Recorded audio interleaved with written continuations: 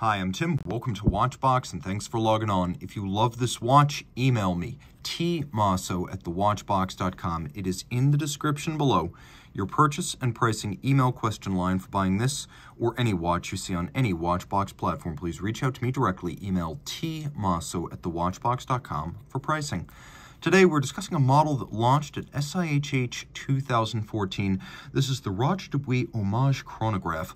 42 millimeters in rose gold. It pays, well, homage to the original Hommage collection, which ran from 1995 to 2003. Back then, it was considered the more reserved of the two collections alongside the more extravagant Sympathy.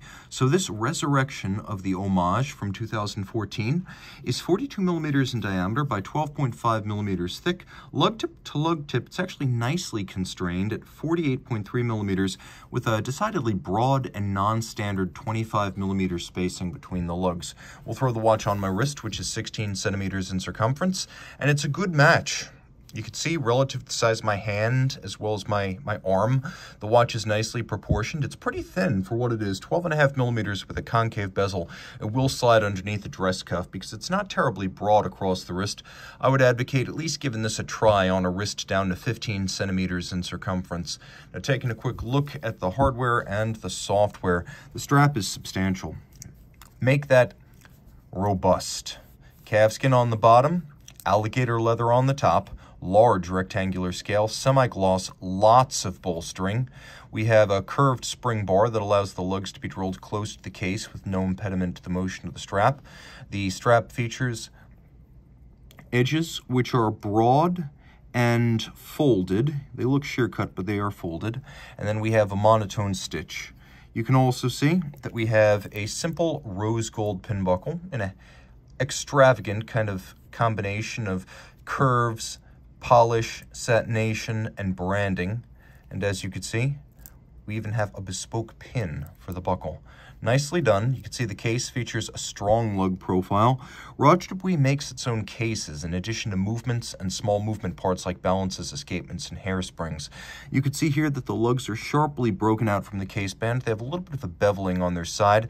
They're polished on their hoods, satinated on their flanks. They have a little bit of a teardrop undertuck, and then there is a bezel that has a small vertical portion, and then the majority of the bezel is concave in profile to create the impression of a thinner watch. Now, taking a look at the crown, it is large, it is branded, and then we have lozenge-shaped pushers. You can see that they are polished on their sides but satinated on their outer face. There's a lot of attention to detail on this watch. The timepiece includes a dial, extravagant, that word again, extravagantly cut. You could see that this is real guilloche here, reductive, not stamped. And we have what I would describe as a sort of rayon or sunray pattern that radiates out from underneath the hands. And then we have a layered buildup with a stepped track outboard for reading the minutes, seconds, and fractions of seconds. We have little applique rose gold indices, but then we also have elaborately finished rose gold Roman numerals, including a somewhat scalloped watchmaker's 4. We have a set of registers that are superimposed, and each one of them has its own little sunburst center. It's a handsome and beautifully complex dial, considering that this watch features only 2 chronograph registers and no date. The timepiece is just as thoughtfully detailed on the reverse side. The first surprise is, you note, 50 meters water resistant. That's solidly more than the dress watch standard of 30, so it's nice to have that extra margin. You can see the maker's mark on the case. It is a Roger Dubuis case. You can see the signature of watchmaker Roger Dubuis on the reverse side. He returned to the brand as a consultant in his final years as a sort of figurehead for the company and a living link to its halcyon days in the mid-90s and late 90s. So that's his signature there. The movement is a Roger Dubuis manufacturer caliber RD680. It has a tungsten micro rotor, so it's an automatic winding chronograph caliber with a 52-hour power reserve. It features the Poinçon de Genève or Geneva hallmark stamped adjacent to the balance. You could see that it features a column wheel for cycling the functions, and then the only fully visible vertical clutch I've ever seen. You can see it works like a top hat cymbal in music, where the one rises off the bottom.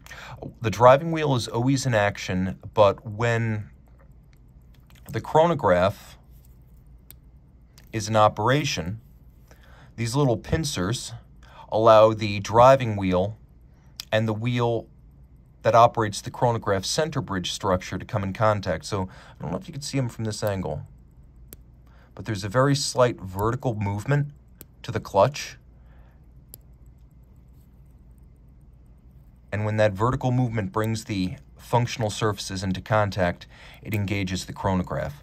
So thanks to the column wheel, we have a very crisp feel and sound to this 44 joule movement. And thanks to the vertical clutch, you'll note that there is no jump or stagger to the chronograph. And if you want to leave the chronograph running full time, the vertical clutch allows you to do that. This Roger Dubuis Hommage has a beat rate of 28,800 vibrations per hour, so a modern 8 beats per second. The finishing is exceptional. You can see there's mirrored anglage on the edge of the bridges. All screw heads are black polished with chamfered slots and chamfered circumference. Each screw takes a long time to make for this watch. You'll appreciate linearly laid Côte de Genève across the bridges, perfectly aligned. Engine turned perlage on the base plate. There's satination on the rotor as well as on all the wheels, and the movement has a pleasing depth to it, which you can see well from this angle. Everything is quite handsomely done. It's a very accomplished watch. It's also a rare one, even by Roger Dubuis standards. Reach out to Team Mosso at thewatchbox.com for purchase and pricing details.